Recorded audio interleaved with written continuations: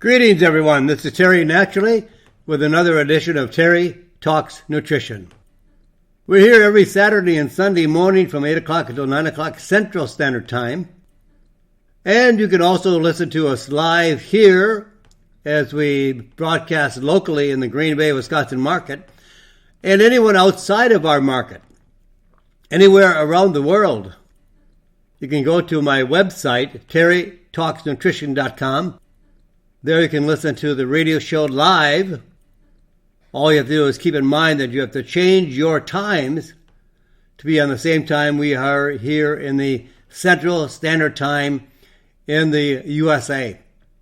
Or you can go to the radio show and you could go into the archive section where we have stored past radio shows, and you can pull up any radio show of your choice and listen at your convenience, or take it with you. We have a lot of ways that you can listen to our radio program, and you can follow me. In fact, you can follow me on Facebook at Terry Lemerond, Lemerond, or otherwise Terry Talks Nutrition. These are my two websites where you can also subscribe to my weekly newsletter. You can listen to my past radio shows. And even if you want to ask me questions, you can ask me questions on my website. You can follow me on Facebook, Twitter as well. And also, I have a YouTube channel that we have posted a lot of videos talking about different ingredients and different ideas on how you can be healthier. I think that's the reason why you're listening. You want to solve a health problem, or you want to be healthier.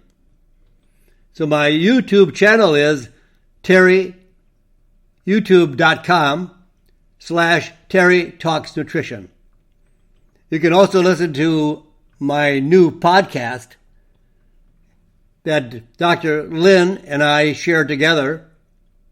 You can listen and watch on the YouTube of the Terry and Dr. Lynn show on terrytalksnutrition.com website, or subscribe on your favorite podcast platform, including Apple Podcasts, Google Podcasts, Stitcher, Spotify, TuneIn, iHeartRadio, Listen Notes, Player FM, Audible, Deezer, and Podcast Addict.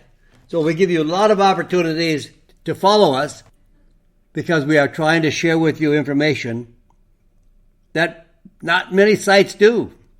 There's only a few really good websites that share information with you as how you can become healthier. Drug companies do not want you healthier because their best customer is the sick customer. Doctors can't make you healthy. They don't know what health means. They've never studied health or nutrition. They study disease and drugs. I'm not knocking the doctors. They are wonderful human beings, and they do a great service. But unfortunately, drug companies own the education directly to the doctor and through universities. They subsidize medical schools. They pay for the medical schools. And advertising. On TV, everywhere. Drugs. You don't need drugs. Now, if you're on drugs, I'm not telling you to go off of them, but you really don't need drugs to be healthy. Drugs do not provide health. Doctors do not provide health, even though the definition of doctor is teacher. They don't teach you anything. They write you out a script, and they see you in about 6 minutes or less. So we are here to try to shake you up, try to nudge you into taking care of yourself. You are the only one, and I'm not pointing my finger at you, me too. We are the only ones that can improve our health. We are the only ones that can destroy our health by not maintaining a good, healthy environment. 98% of all disease is caused by lifestyle choices. So we're just here to nudge you into thinking about changing your life, changing how you are choosing your lifestyle choices. And today we're going to be talking about a number of good topics. And our featured topic today is quercetin. Probably something you've never heard about, but we'll inform you what it is and what it can do. And it is spelled Q like Queen, U-E, R like Robert, C like Charlie, E-T like Tom, I-N, quercetin. We'll talk about how the ketogenic diet can affect Alzheimer's disease. And if you're looking for a way to improve your heart, there's a new vitamin. It's new to a lot of people. Really not new, but new to a lot of listeners. We'll talk about that new vitamin. And we'll talk about how antioxidants prevents cancer, cervical cancer. And if you want to really live longer, you need to move. Not move away, but you need some form of activity, some form of exercise. We have to include movement. 100 years ago, everybody moved. There were no escalators, no elevators. They lived on farms. They lived in rural areas. Everybody moved every day. Today, we drive, we use escalators, we use elevators. We sit at a desk all day. We don't have any form of exercise. And then we'll talk about how collagen can improve your joints. And then another new vitamin, I shouldn't say vitamin, herb, that many people do not know about and should. This is a major multifunctional herb that comes with tremendous health benefits. Oh, we have a lot of other things too to talk about, and I rarely ever get through all of our topics. So without wasting time, let's go into the subject of quercetin. What is quercetin and what can it do for us? Well, it is a naturally occurring compound found in many plants, like berberine. It is a bioflavonoid. Many plants contain this special bioflavonoid. And the primary benefits: it reduces inflammation. It neutralizes free radicals. So it has antioxidant activity. What is antioxidant activity? What is oxidative stress? What are free radicals? Well, free radicals are not under control in the body, and they can cause all kinds of damage. And there are many compounds that can neutralize these free radicals. They're like troublemakers in our body. They do damage. They age our cells, destroy our cells, and cause most of our diseases. So we need antioxidants to counteract the oxidative damage. Where does the damage come from? Excessive sun. No, we need sunshine. How much better do you feel on a nice sunny day? How many people are depressed when we don't see sun for a long period of time, like in the winter? So we need sunshine, but we don't want the sun to damage our skin or cells. Like when we burn our skin, we have a sunburn, our cells have been damaged. Our cells can also be damaged by many chemicals and even drugs. And pollution, smoking, excessive alcohol. Oh, a beer or two, a glass of wine, fine. But when you're drinking heavily every day, you're damaging your cells and extremely causing damage to your liver. So antioxidants are the most powerful compounds that can help neutralize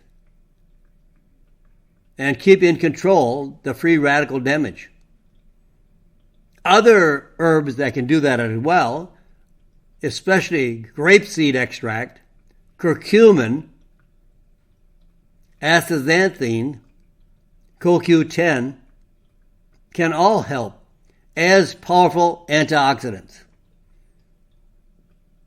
If we did not have antioxidants, we would rapidly age. And that's why you see some people who are burning the candle at both ends, and they're 40 or 50, and they look like they're 80. Then you see people that are in their 80s that have had really good antioxidant activity in their body, and they look really good. And they're golfing and having fun and going to dances and going on tours and enjoying life. And then you have other people that are just feel terrible all the time. They're sick all the time. Quercetin can also stop viruses and boost the immune system. Now, some of the foods that are richest in quercetin are red onions, kale, and apples, but with the peel on, because quercetin is found in the peel. Now, if you want to preserve fresh cut vegetables, put them in a Ziploc bag and put in some red onions or just onions itself. And onions will prevent damage to fruits and vegetables and keep them longer living because of the antioxidant activity. You know, when you cut an apple, it'll brown. Well, not today all the time, because a lot of those apples that are grown and genetically modified, they are designed not to brown. They have been tweaked, not in our favor. They have been genetically modified, and they're not really natural. Scientists have changed them. But onions are a very powerful antioxidant and prevents fruits and vegetables from deteriorating quickly. Quercetin is also the anti-allergy answer, because quercetin's superpower is the ability to neutralize a compound called histamine. Many people buy a drug, an antihistamine, to quench and lower the level of histamine. Histamine is produced by the immune system as an aid or to help protect the body against harmful compounds, but it causes sneezing, coughing, mucus secretion, are all ways the body expels the toxic compounds from an allergy.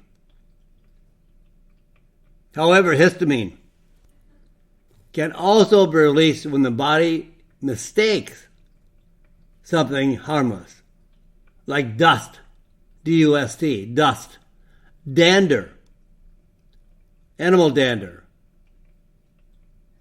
or pollen for something dangerous. This is called an allergic response. The body is set up to neutralize the foreign invasion of dust, animal dander, or pollen, but when it's not necessary to do that, then you have an allergic response. Quercetin has been shown to inhibit or stop the release of histamine by up to 97%. Many of the drugs over the counter and prescription that are antihistamine inhibitors don't do as well as 97%. Quercetin does.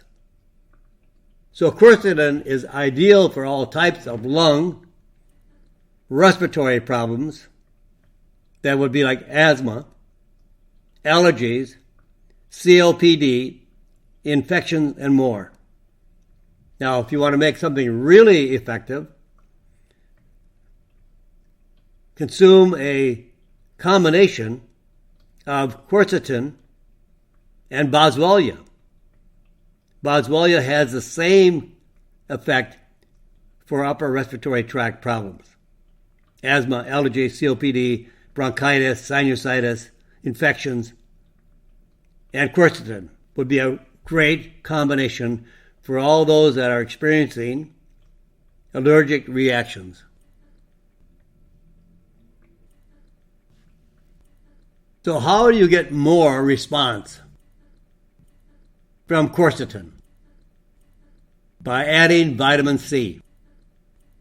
Studies have shown quercetin gets even better and better results when combined with vitamin C.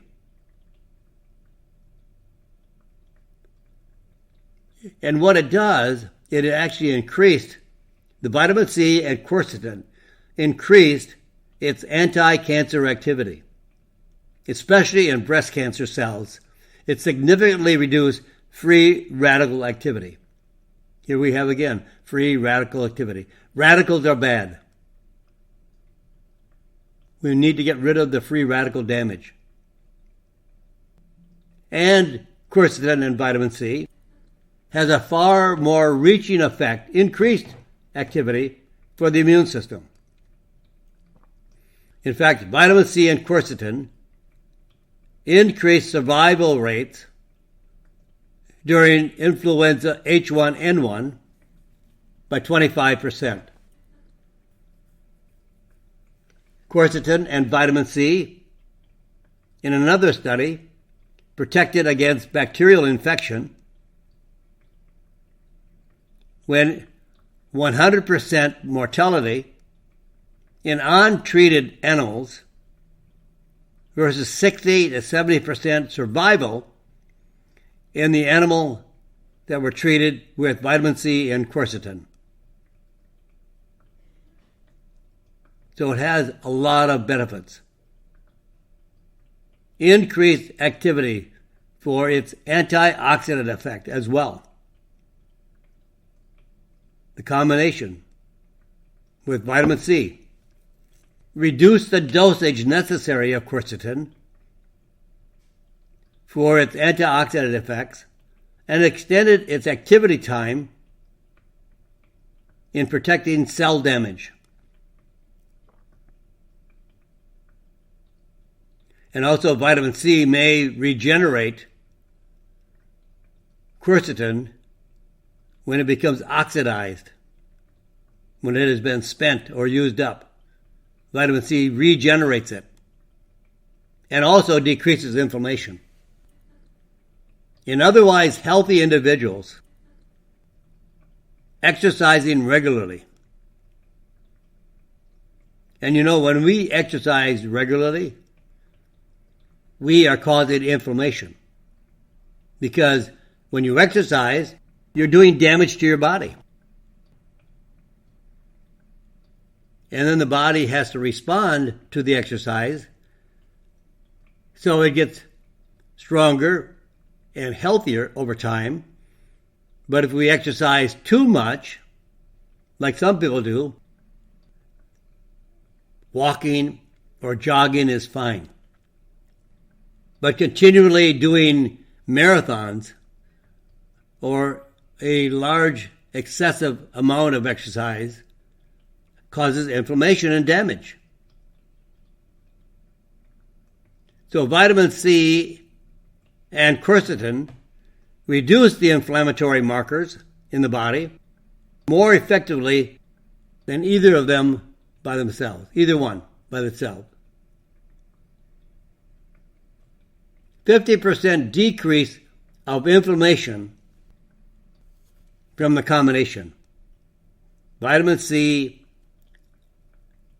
and quercetin were made for each other, like a married couple. 50% decrease of inflammation when you combine quercetin and vitamin C together, based on the fact that if you just use quercetin alone, and it's very difficult to be absorbed. Vitamin C helps the absorption rate. But if you only use quercetin, you would not be able to reduce inflammation by 50%, just only by 8%. So vitamin C really stimulates the activity of quercetin. So if you're going to buy quercetin, make sure you get it with vitamin C, or take the two together. And also, reducing inflammation with vitamin C was up to 33%. So when and who should use quercetin and the combination of vitamin C? Well, anyone with respiratory problems. That could even be the fact of COVID-19. Most people who died or who failed terribly with COVID-19,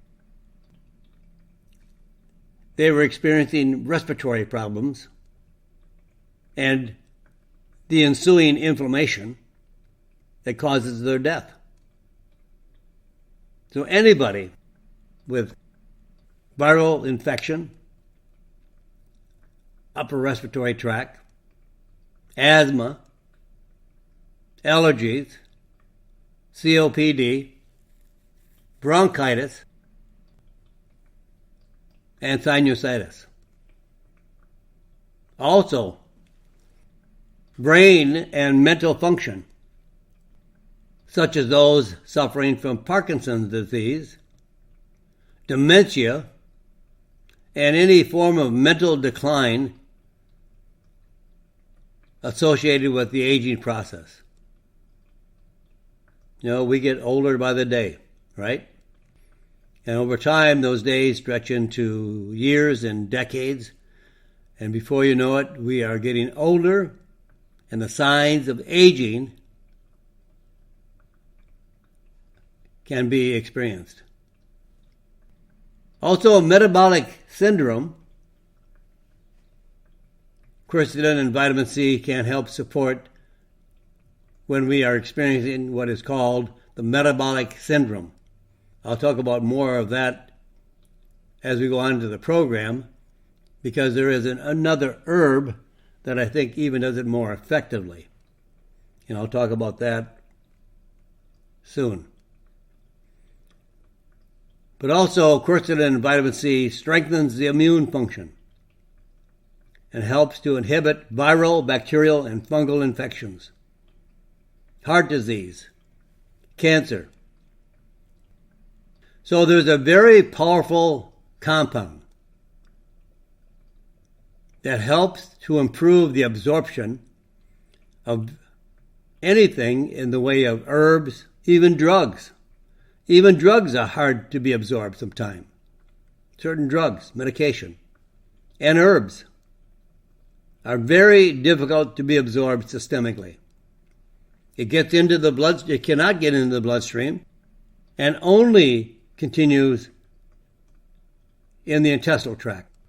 We can't take full advantage of quercetin unless we can absorb it.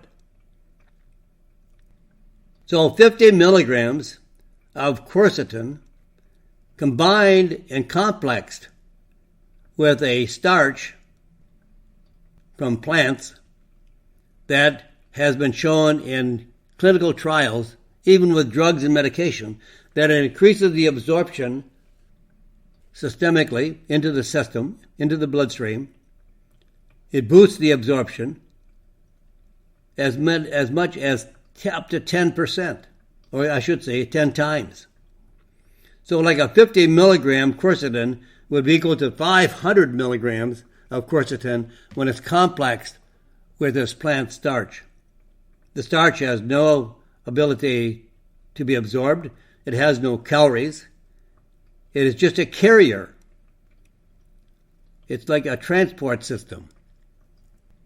It's like a taxi cab, like a train, like a plane. It just is a vehicle to transport, like people are transported.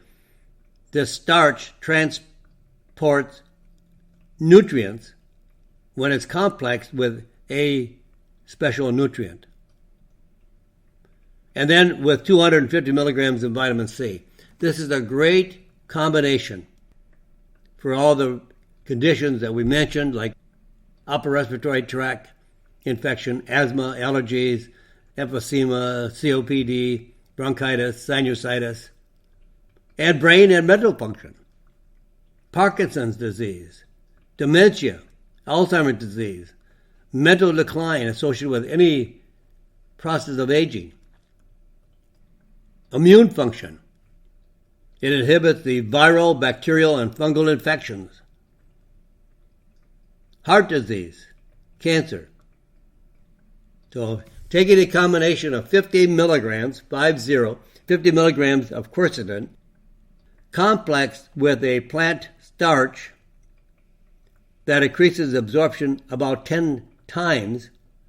So you're looking at 500 milligrams because only like 1 or 2% of the total weight of the capsule is absorbed without the plant starch.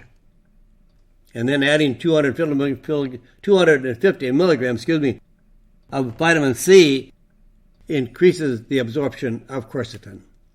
And now we're ready for a break. We're not going anywhere, and I hope you don't either. But if you have to leave us, please join us again tomorrow, 8 o'clock till 9 o'clock Central Standard Time.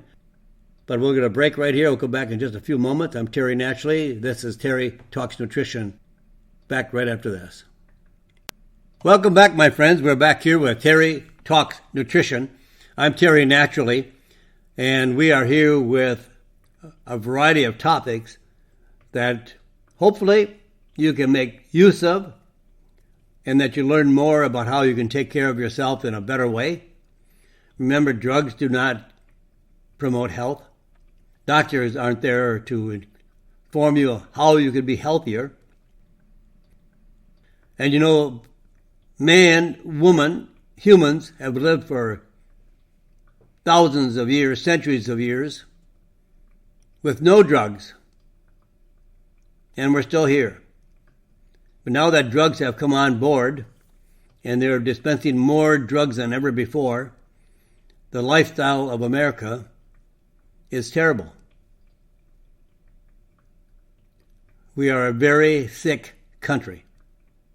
More disease in this country than any other world. Any other part of the world, I should say. We are 37th in terms of world health of all the industrialized nations that are monitored by the World Health Organization. They watch 37 countries. We are 37th in terms of health. Take a look at how many people are overweight, how many people look unhealthy. It's a sad state of affairs that we are one of the greatest countries in the world, that we have to be the sickest country in the world. So now let's talk a little bit about some few other topics. You know, I talk often about the ketogenic diet. The ketogenic diet is a diet of moderate amount of proteins and high quantities of fats, good fats, and very, very low carbohydrates and sugar. I would say no sugar. If you need some carbohydrates, that can be done with vegetables and fruits, preferably no grains, would be very healthy. So here is another reason why the ketogenic diet should be at least investigated for your health. The ketogenic diet improves brain function. Our brain is 60% fat. And our brain is only 2% of the body weight, but it uses 25% of the total cholesterol that our body manufactures. And here is a study of 26 people with Alzheimer's disease participated in a clinical trial to evaluate the effects of diet on mental function. Each patient followed a ketogenic diet for 12 weeks.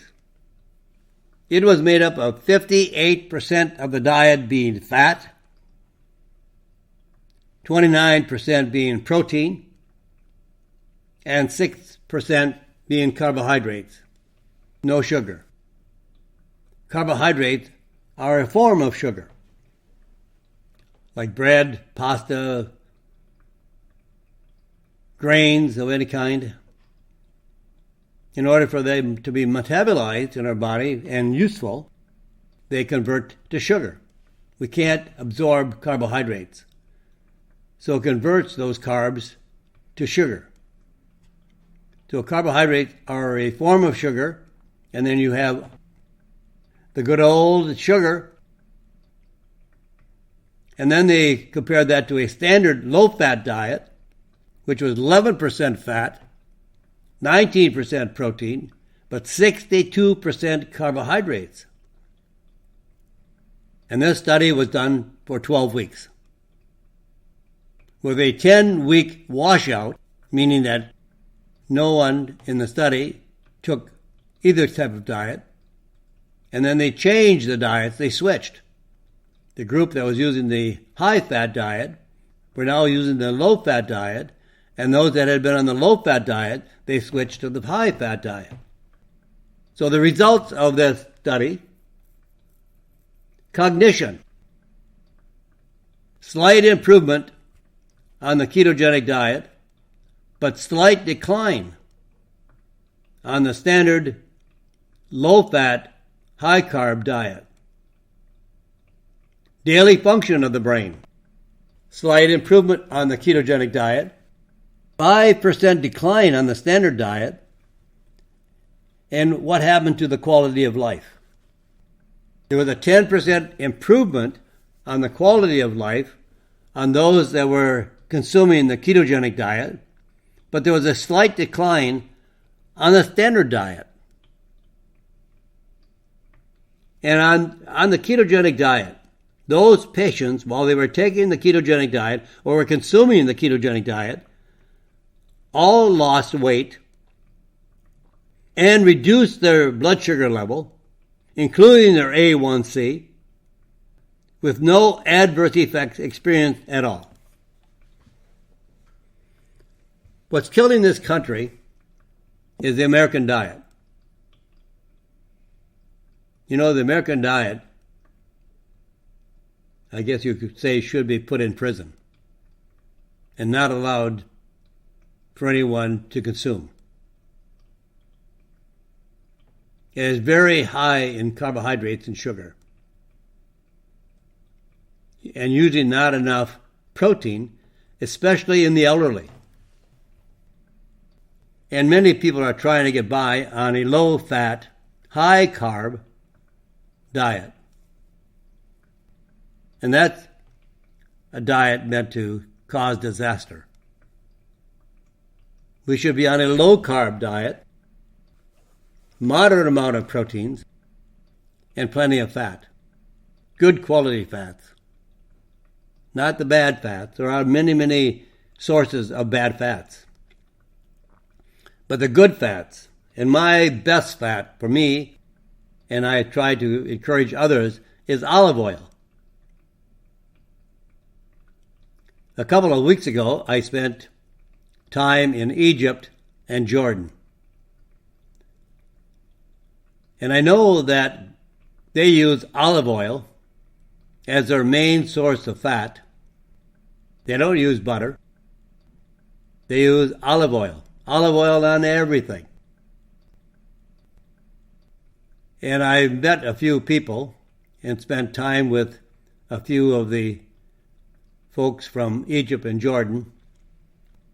And I'm always inquisitive about their diets and what they eat. So I asked them about olive oil. And Mohammed, who was one of our drivers, said that every morning from when he was a child, drank a shot glass full of olive oil every morning. That's the way they started the morning off. Good quality fats, high levels of polyphenols. Very, very healthy. In fact, many studies, one such study, if consuming up to 3 tablespoons of olive oil over a period of time, not a week or two, but over a period of time, could reduce heart disease by 50%. Olive oil is, to me, a medicine, much more than just a food.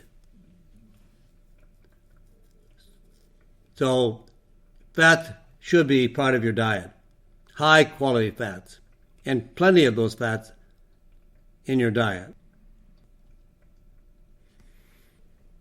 Talking about heart disease, since that is the number one killer in America, and really heart disease is a condition that is caused by our lifestyle choices. And I'll talk more about that in a moment. Why we need certain lifestyle changes to strengthen our heart for better heart health. But there is a vitamin that we can also add to our vitamin protocol, so to speak, or we can take it on a daily basis. To me, it would be one of the best nutritional vitamins for the heart, and that is vitamin K2. You can actually increase heart function with this new, not new to all of you, but new to many, vitamin K2.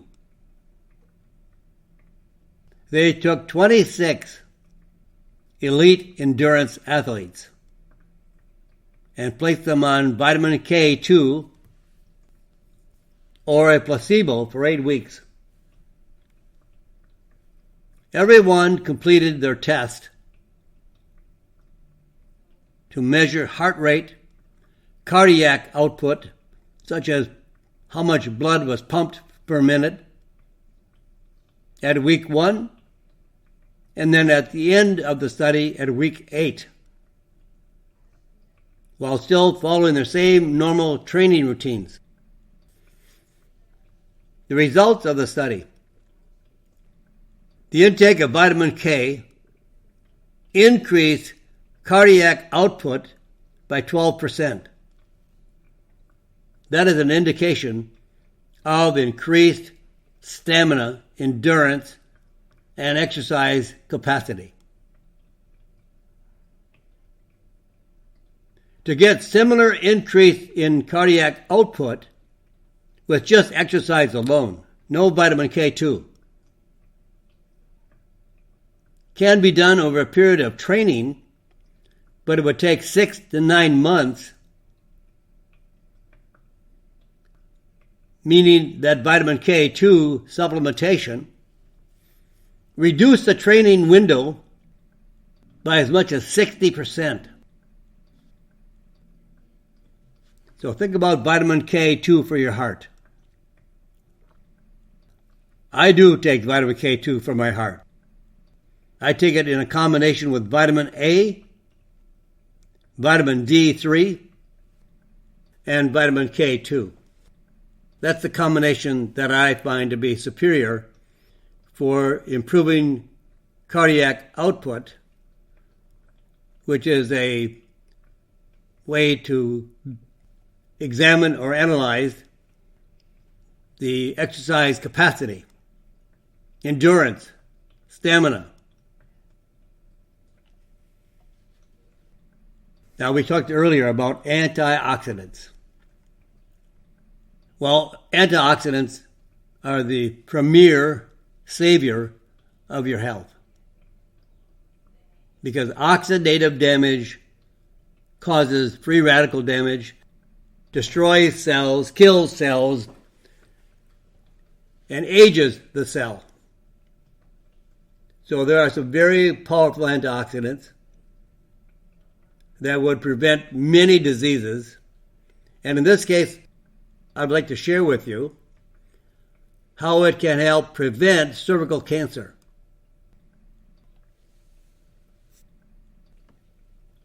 And why would we not want to stop cancer, right? And in this case, cervical cancer is the fourth most common cancer in women worldwide. Almost all cases of cervical cancer trace back to an HPV, human papilloma virus, and it causes an infection. So the infection precedes cervical cancer. So you want to prevent this viral outbreak. And researchers have looked at the ability of antioxidants that could reduce cervical cancer risk. So this should be something all women should think about. In a study of dietary antioxidants and the antioxidant intake involving over 1,000 women, those women with the highest intake of antioxidant vitamins had significantly reduced cancer risk. Now, what antioxidant was the most effective? Well, they experimented with alpha and beta carotene, and it reduced by 37%. Vitamin E had a 47% risk reduction of cervical cancer. And vitamin C reduced the risk by 52%. So these are all great numbers. So very easy to add more vitamin C to your protocol or your regimen of supplements. Make sure you're getting a good dose of vitamin C daily. And we learned that as well in allergies when we talked about quercetin. Vitamin C is a major antioxidant. And there are others too, like curcumin, like grapeseed extract, astaxanthin, are very powerful antioxidants, prevent free radical damage. Free radical damage is like pouring sugar in your gas tank of your car. Does not make any sense, right? And if we do things that like excessively burning our skin, excessively tanning, cancer can also be caused, or free radical damage can also be caused by smoking, chemicals, drugs, pollution, pesticides, excessive drinking, burning the candle at both ends, lack of sleep, poor diet, not getting enough antioxidants can cause severe damage.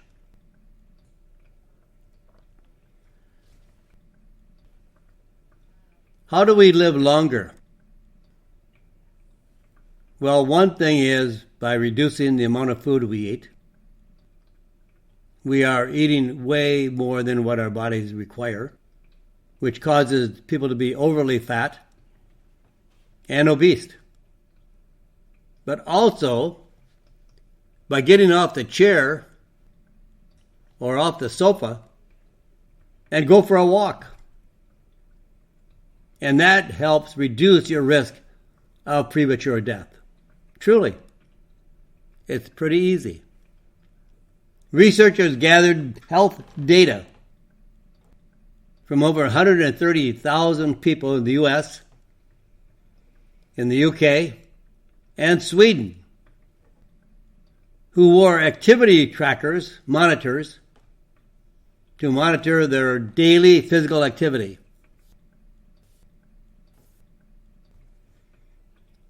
They attempted to develop a formula for how much physical activity is required to stay healthy.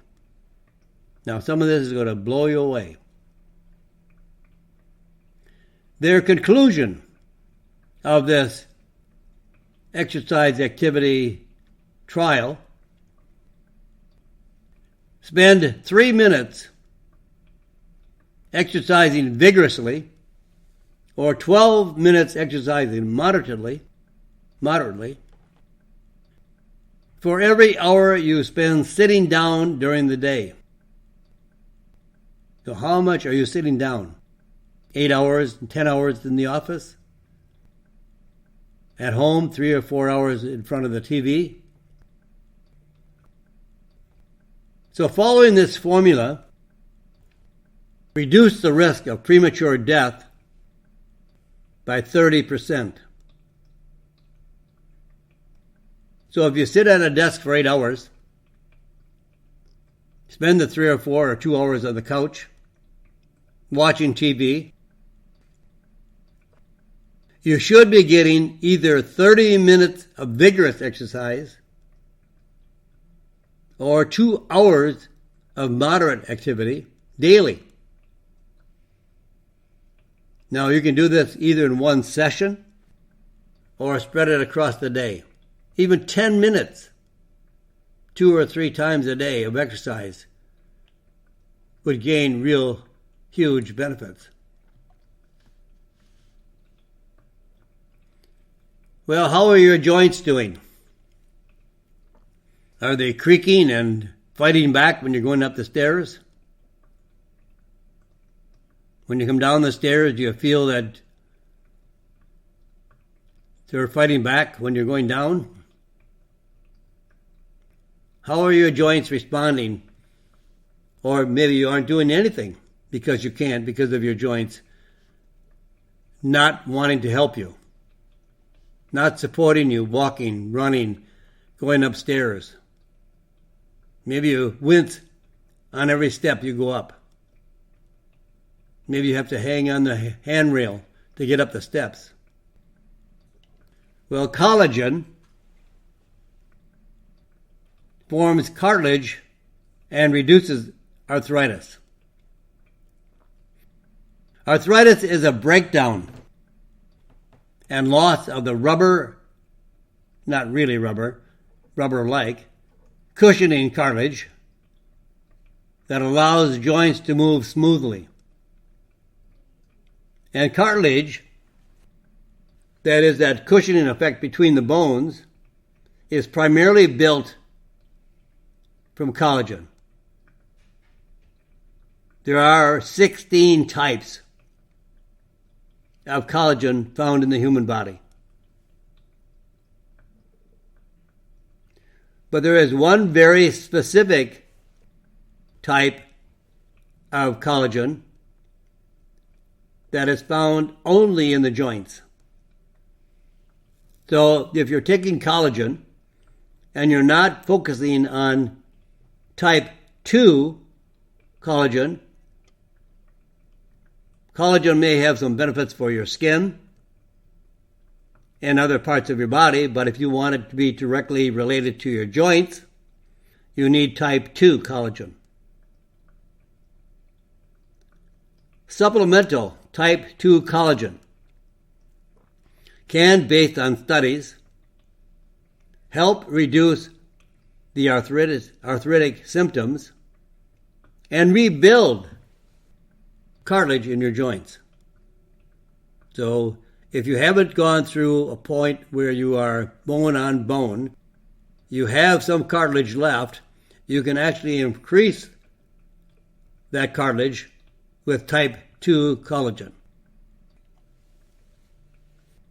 Type 2 collagen improves arthritis symptoms in almost every study that was completed.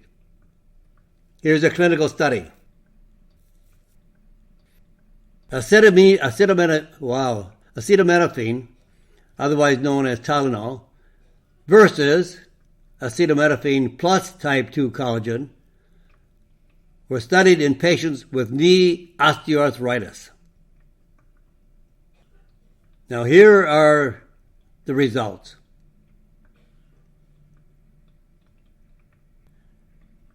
For overall pain in the joints, the drug Tylenol, acetaminophen, caused a 22% increase in pain. Absolutely. Actually, Tylenol causes more destruction of the joint, more destruction of the collagen and the cartilage, and increases the pain. So you take more Tylenol. Now, if you would take acetaminophen, otherwise known as Tylenol, plus type 2 collagen, it decreased the pain by 25%.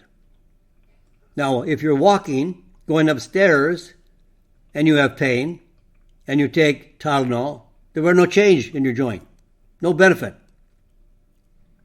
But in the acetaminophen plus type 2 collagen, 50% decrease in pain while walking.